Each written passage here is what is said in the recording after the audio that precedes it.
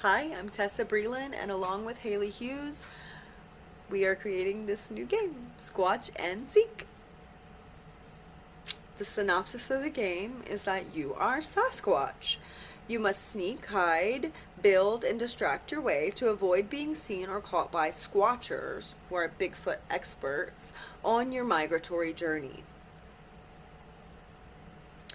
The genre is top-down 2D, maze, stealth game, and the style is, as you can see from our little Sasquatch guy here, a pixel 32-bit quirky style. The rating is E for everyone and 4 and up for Apple.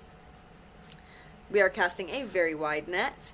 Our ideal audience is global casual gamers, teens 13 to 18, young adults 19 to 35, and anyone who's interested in the cryptid phenomena or enjoys stealth games or solving puzzles. So, very wide net.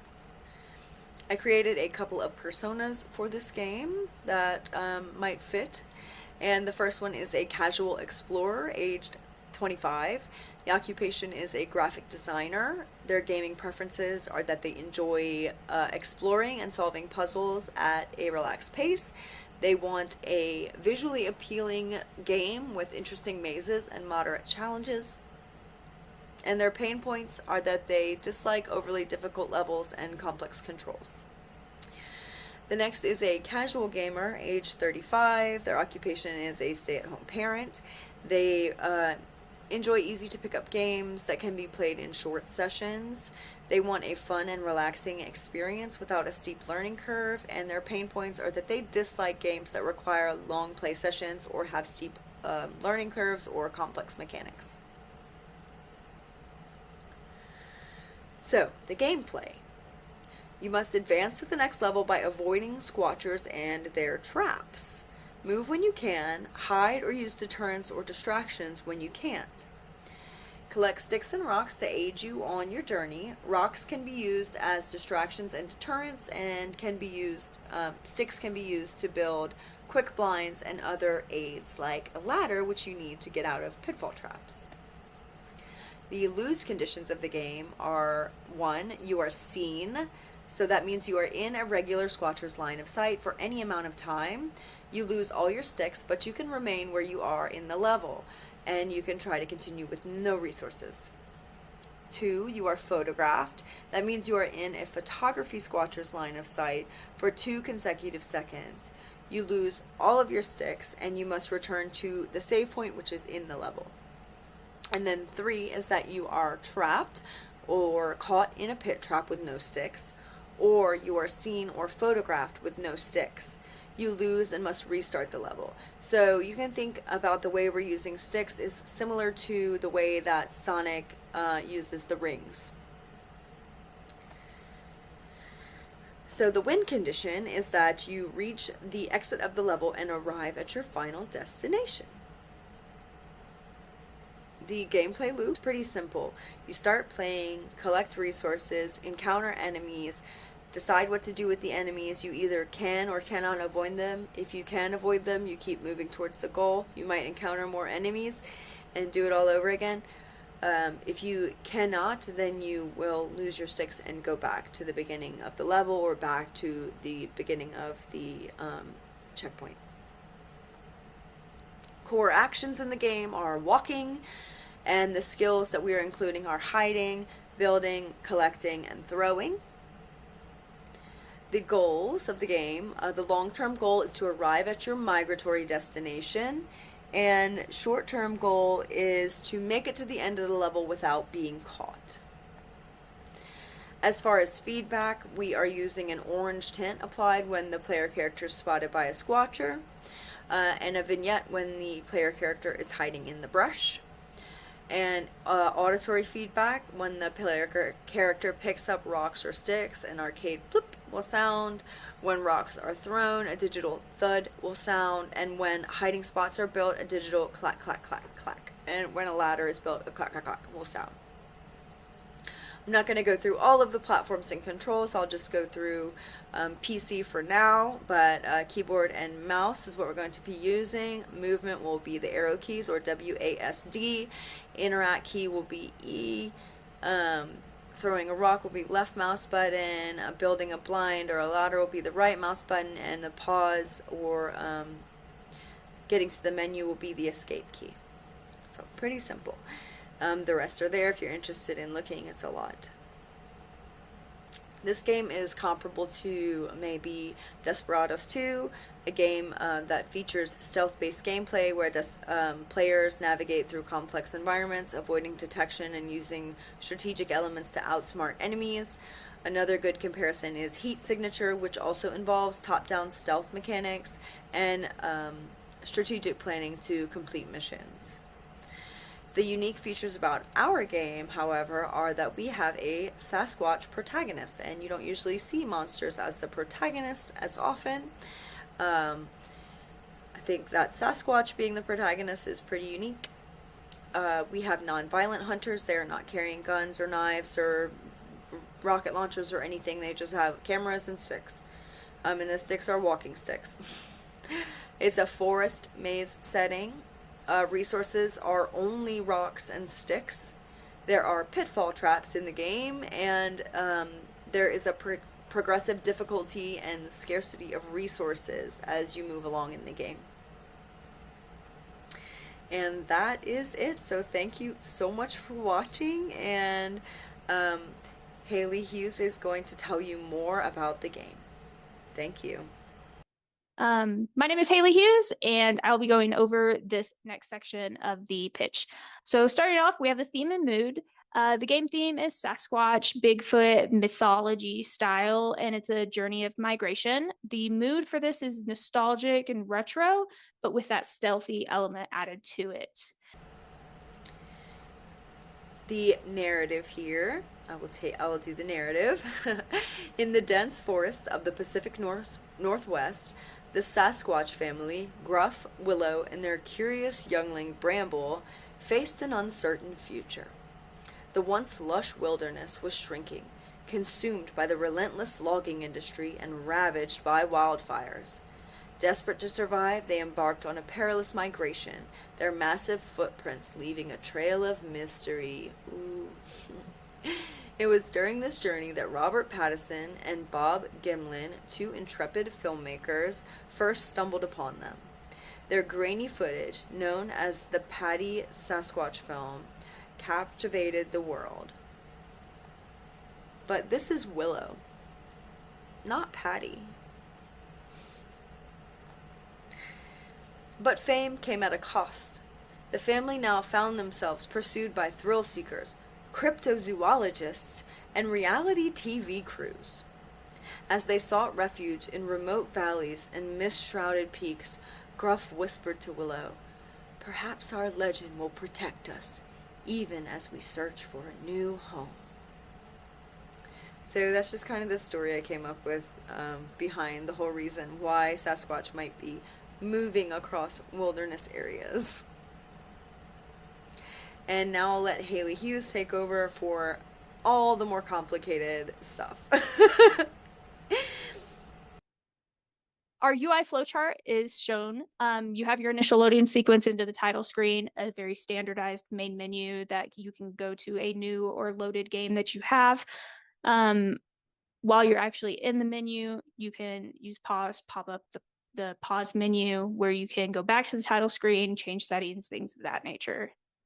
The wireframe for the title screen, we kept it very simple in line with the rest of our game. You have your background image that you'll see with the buttons that we've talked about already. And then while you're in the game itself, again, a very simple pause menu that gives you just what you need. For the HUD console, you will have an item count up in the top right corner.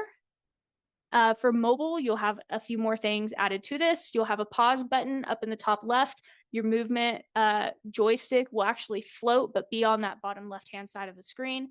And then you will also have a build or interact button and a throw button.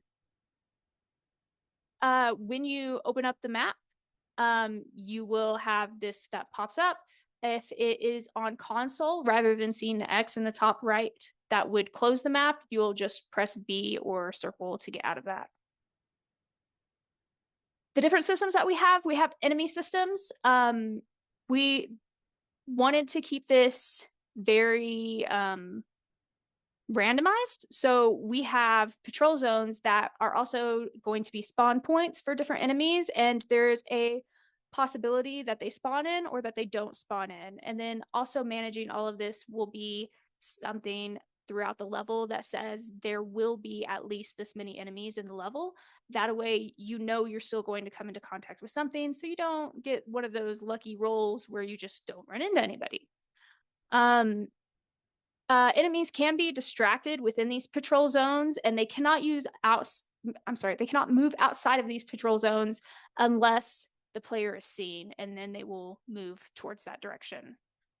They will use player line of sight to approach to get within range of the player, where they will either see the player or clearly see the player, or be able to take a photo of the player. The photo is a timed event. As we discussed earlier, you have 2 seconds to get out of the line of sight of the enemy. There's also a collectible system. Again, we have the HUD. It will show up in the top right where the player will pick up sticks or rocks, and you'll see that updating real time on the HUD. There's also a map, which will not be on the HUD. The player will have to open that, and it will show only explored areas. So anything that has not been explored yet will be blocked out until the player enters into that area. And it does not show enemies or collectibles. It will only show the map and terrain. We want to keep some things, secret in our pockets. We do have some different types of environmental systems. Traps will have different visual cues. So a pitfall trap, for example, will have leaves piled over the top of it, as well as throughout the level, there just being piles of leaves scattered sporadically here and there. So the player has to kind of take that test of whether it is a pitfall trap or not, or whether they are going to try to find a different path to the exit.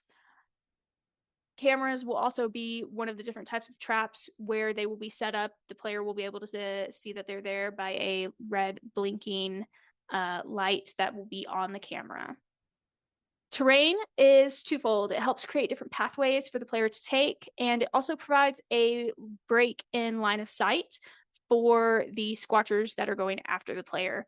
And then brush gives you a static hiding spot that will always be in that location. Brush is always where it is. It doesn't move. We also have some core mechanics for skills, which is hiding, collecting, building, and throwing. Going into hiding, if there is a hideable area, the player character will hide upon entering the trigger area for the spot. So for example, if they're trying to sneak by, they can walk into the bush. It will interrupt the squatcher's line of sight, making it successful. If there is no hiding area there, they can build an area, which we'll go into building here in a second. And once they enter into that built blind, they can successfully hide there. And once they exit, that blind is destroyed. You also have collecting. Obviously, you're going to need some things to build and to build with and to throw. So they can collect rocks and sticks for these uses. So they must enter that trigger area to collect these items and then interact with that as well. So the player will walk over the stick or the rock, press E, and then it will disappear from the map and appear in the HUD in the player's inventory. Building, players can use sticks to help them build. Sticks are the only thing that the player can use to build with. Ladders can be used to get out of pitfalls. And then blinds can be used as a one-time hiding spot. Anything that you build with is non-refundable. So once you have built the ladder doesn't get destroyed, but you don't get to pick it back up and you don't get those resources back. The blinds get destroyed upon use and you don't get those resources back either. For throwing, you can throw rocks to stun or divert squatchers. So when a single rock is thrown within range of a squatcher, the squatcher will move, check it out for a period of sound, and then they'll turn and go back to their normal patrol once they've realized, oh, there's really nothing there. The player can also use 5 rocks to create a bigger rock to throw at a squatcher and effectively stun the squatcher or blind them for a short duration, allowing them to try to move by quickly. Different types of levels that we have designed. So this is what we've come up with our starting level, gives an introduction to the majority of our mechanics within the game. We've also come up with a open meadow level, as well as a desert biome level, where instead of using brush, the player will have to travel through dust storms, which will also impair the vision of the player and the squatchers. We do have a couple different art styles. We have taken references from both AI and Pokemon Advanced Adventures for the feeling throughout art that we were looking for. Along with that, we have our reference board that Tessa was so gracious to put together, and we've used this a lot as references for how we want to create things, how we want the world to look. The development technology that we'll use in this game, we'll be using Unreal Engine version 5.4. For the art side, we have been using pixel art and Photoshop. Some of the stuff that you've seen throughout this PowerPoint was created using pixel art by Tessa. And then for audio, we would use Reaper as a free version to create audio for this game. And then version control, we've been using GitHub. And then for production, we've been using we would be using a mixture of Jira, Confluence, and GitHub, because GitHub, you'd have to have that version control logs within that. And then here are our references that we've been using. I want to thank you guys for taking the time to listen in, and look forward to any feedback that you have.